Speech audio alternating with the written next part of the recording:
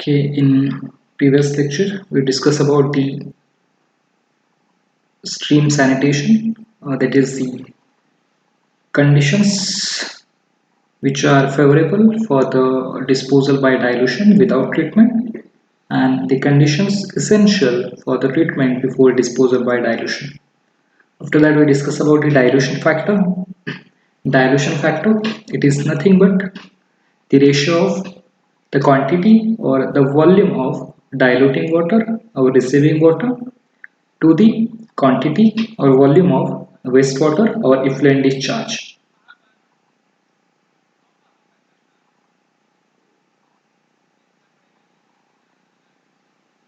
Okay, so now we are going to discuss about the stream sanitation, that is the self purification of stream. Okay, so in previous lecture we discussed about stream standard. So stream standard are the standard which are set for the disposal of effluent. So that is called as effluent standard. Okay, as the increasing pollution of surface stream. So these standards are set for the discharging domestic as well as industrial wastewater into the water bodies.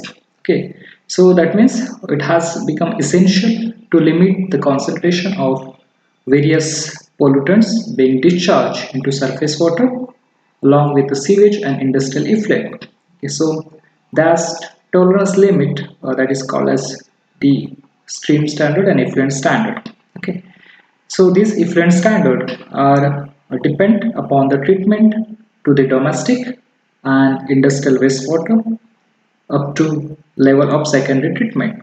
Okay, so these different two IS, the Indian standard of institution ISI, therefore laid down its guiding standard for sewage effluent, that is IS 4764, and for industrial effluent it is IS 2490. Okay, so this standard shows the tolerance limit for industrial effluent discharge into public sewer. Also, it's showing the tolerance limit for inland surface water when used as a raw water for public water supply.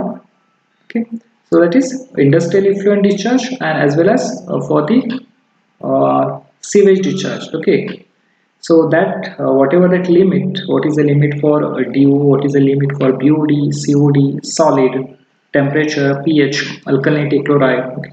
So this all is called as the effluent standard, and that effluent standard table that going to be discussed later. Okay, so now what is the stream sanitation? Okay, so stream sanitation, the first point, it is nothing but self purification of natural steam. Okay, so what is mean by self purification? So when the pollutants are discharged into a stream, there are changes in the water quality takes place. Okay, where in the downstream side of the point of the pollution, and the resulting pattern of change along the stream establish a well-defined profile of pollution and self-purification, which again changes with the season and hydrography. Okay, so that means when we are going to discharge any solid or sewage or wastewater into water bodies, that going to be change the quality, water quality of that water, okay, at the downstream side. So now what happened exactly? Whenever a single heavy charge of fissile organic matter is added into a clean stream, so depending upon the hydrography of the stream, the suspended matter is either settled down at the bed near the point of discharge where we are going to discharge that sewage and wastewater. So whatever is solid that going to be settled down at the bed near the point of discharge, or either it is carried along with the water to the downstream side. So at the same time, the aerobic microorganisms which utilize the organic pollutants as a source of their food and energy and grow till the food supply is adequate for them, and thus the organic matter is stabilized under aerobic condition. That is nothing but the biological oxidation or degradation. Okay, so the removal of organics are done by, the first one is the settling and absorption, and second by microbiological activities. Okay, so that is in course of time and flow, the food supply get exhausted, the life activities of the microbial population comes to an end. That means till this bacteria and organism till survive till the food are present. Okay, so when the food exhaust, okay, then when that food supply get exhaust, the life activities of microbial population comes to an end. Okay, so and such the BOD is decreased. So the rate of reaeration or the absorption of oxygen from the atmosphere, which at the first is lag behind at the rate of oxygen consumption by the microorganism. Okay, so here is two terms. The first term is rate of that is reaeration, and rate of,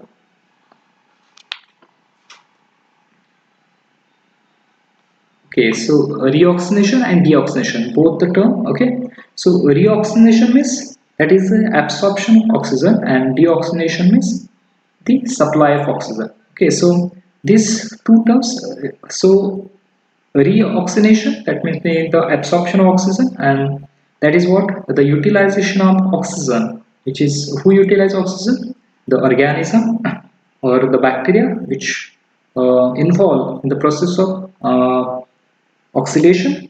They are using or they are absorbing the oxygen from that water, and who supply the oxygen, so oxygen from the atmosphere that going to be dissolved into water, as well as whatever that plants available in the water, due to photosynthesis they are evolved the oxygen. Okay, so that's why they are going to increase the oxygen level into the water. Okay, so that is called as reaeration and deaeration. That is reaeration is absorption of oxygen, and deaeration is a, so that term also we are going to discuss in detail. Okay, so these two term reoxygenation and deoxygenation that are related with the oxidation of organic matter. Okay, so when this process occurs, this rate of reoxygenation and deoxygenation are real. At the first, the rate of reoxygenation, it is that is absorption of oxygen from the atmosphere, which is first has a lag behind the rate of oxygen consumption by the microorganism.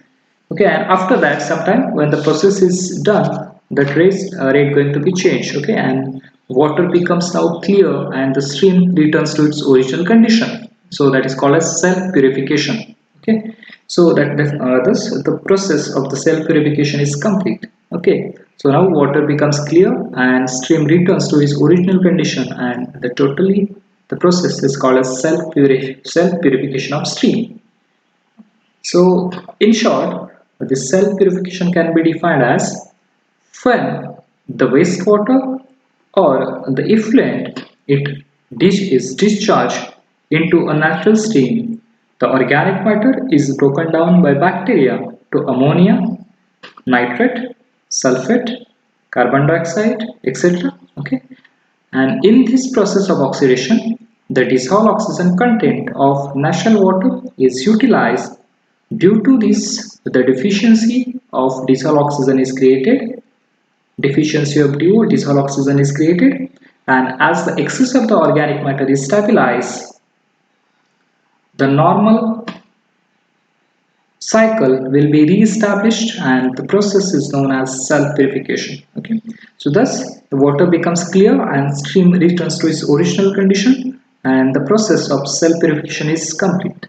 Okay, so during the process of the self-purification, these different forces are or different factors that affect this self purification process. Okay, as the self purification is a very slow process, and it requires many days for the return, many days for the degree of purification, or many days to return its original condition. Okay, so many other natural forces also play an important role in the natural purification, either in a favor or against the process. Okay, so what are the different factors that affect the cell purification. Okay, so the various natural forces of purification which affect the process of cell purification upstream.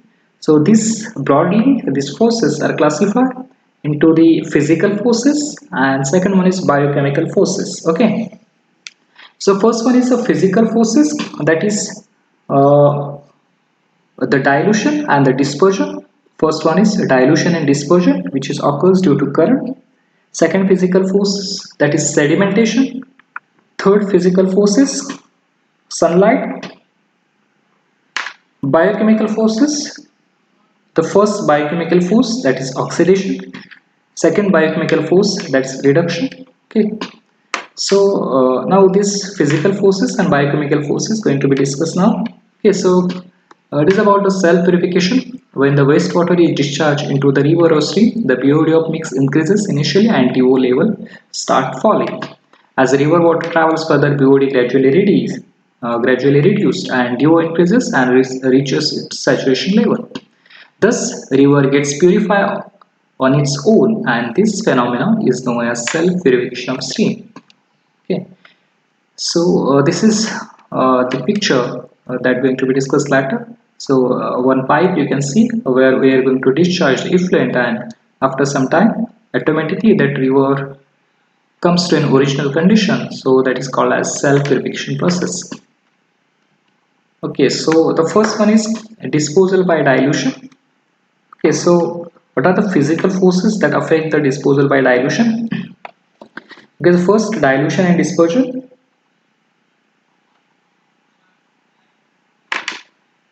When the wastewater is discharged into the large volume of water, it gets rapidly dispersed and diluted. Of course, this dispersion is dependent upon the currents.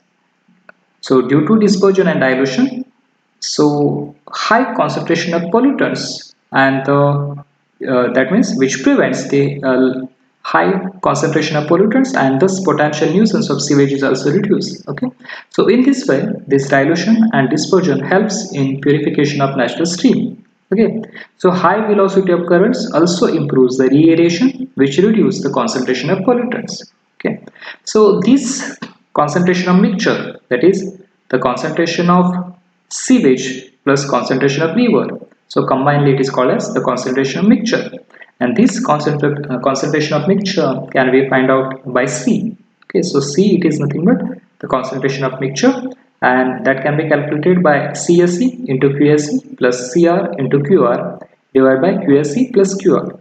So CSE, it is nothing but the concentration of sewage, CR, it is concentration of river, QSE, it is the rate of flow of sewage, QR, it is rate of flow of river. Okay, so this equation, or that equation, is called as the BOD equation, or the concentration of mixture equation. Okay, and this equation we can use, this equation we can apply for the all other different concentration of different impurities, such as oxygen content, suspended solid, then BOD, and other characteristics content of sewage. That means here we can calculate the concentration of mixture, that is the concentration of sewage and river. Similarly, we can calculate the DO concentration or DO mix, that is DO of river plus DO of sewage. So combinedly you can say DO of mixture. Okay. Second, suspended solid, that is concentration of mixture of suspended solid, that is suspended solid concentration of sewage and suspended solid concentration of river. Okay, so that is the mixture of suspended solid. Similarly, we can calculate the mixture of BOD, that is BOD concentration of sewage and BOD concentration of river. Combinedly you can say it is the concentration of mixture of BOD. Okay, so thus this formula, that is called as concentration mixture C, can be used for all, that is we can use this equation for the find out the concentration of mixture of oxygen content, that is the DO content, then concentration of mixture of suspended solid, concentration of mixture of BOD. Also we can use for temperature. Okay, so mixed temperature. So this equation we can use for various characteristics of sewage. Okay, So second factor, so this is what the first factor we discussed, that is the dilution and dispersion. Second factor, that is nothing but a sedimentation. Okay, so sedimentation, how sedimentation helps the self purification. The set level solid, if present in sewage effluent, will settle down into the bed of river. Okay, and it will helps in the self purification of stream. Okay, that means sedimentation. In process of sedimentation, what happened when we are going to discharge the sewage effluent or industrial effluent, so whatever that solid which present, that going to be settled down into the bed of the river, and which helps in self purification process. Okay, next, third physical force, that is sunlight. How sunlight help in natural forces of self-purification? Okay, so sunlight, in presence of sunlight, certain microorganism absorbing carbon dioxide and release oxygen by the process of photosynthesis. Okay, so sunlight act as a disinfectant and stimulate the growth of algae, which produce oxygen during daylight but utilize the same at night. Due to evolution of oxygen in the water will help in the self purification process. Okay, so that is the sunlight is also help the process of oxidation and self purification. Okay, so in this way, these physical forces, dilution and dispersion, sunlight and sedimentation helps in self purification process. Now the next, biochemical forces. So what are the different biochemical forces that helps in self purification? So the first biochemical forces, that is oxidation. So how oxidation helps? So oxidation, it is nothing but the degradation of organic matter. Okay, so an aerobic bacteria oxidize the organic matter which is present in wastewater effluent by utilizing dissolved oxygen of the river. So the process of oxidation will continue till the organic matter has been completely oxidized. So this is a very important action to help in self-purification of river. Okay. So in this way, this oxidation helps in self-purification. Similarly, the second, that is reduction. How reduction helps the self-purification? So reduction occurs in the river or stream due to hydrolysis of the organic matter. Okay, so hydrolysis, it is nothing but the chemical breakdown of the compound. Okay, due to the reaction in water. Okay, so that is what the reduction. So reduction occurs in the river or stream due to hydrolysis of organic matter settled down at the bottom either by biologically or chemically.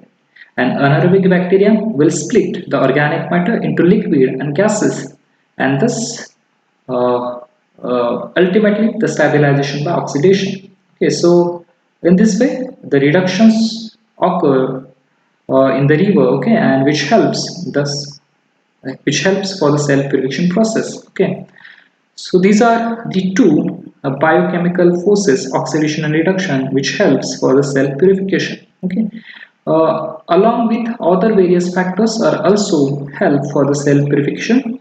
So the first one is available dissolved oxygen. If the larger amount of dissolved oxygen is available in water, then the self purification will occurs in better manner. Larger the dissolved oxygen, then better the self purification process. Next, temperature. At low temperature, the activity of bacteria is less. At higher temperature, the activity of bacteria is more. At higher temperature, the DO concentration is low, so that the cell purification takes lesser time, and this will lead to anaerobic condition. Okay, so that means at lower temperature, the activity of bacteria is lesser, but at a higher temperature, the activity of bacteria is more. But simultaneously, what happened? Due to higher temperature, DO concentration falls down. Okay, so next, turbulence. Turbulence also help in maintaining the aerobic condition in the river stream. Okay, but if the too much turbulence, then it is not desirable, because due to too much turbulence, whatever the sediment which settle at the bottom, which comes out and which increase the turbidity. Okay, so these are the other different factors that also affect the self purification. Okay, so dissolved oxygen, temperature, turbulence, and physical forces like dilution and dispersion, then sedimentation, sunlight, and biochemical forces, that is oxidation and reduction. So these are the various forces which affect the self purification process. Okay. And what is a cell purification? So cell purification, it is nothing but a process when the wastewater effluent is discharged into the natural stream or water. The organic matter is broken down by bacteria to ammonia, nitrates, sulfate, carbon dioxide, etc. And in this process, the oxidation, the dissolved oxygen content of natural water is utilized. Due to this, the deficiency of DO is created and the excess organic matter is stabilized, and finally the water becomes clear and stream returns to its original condition, and the process is known as self purification.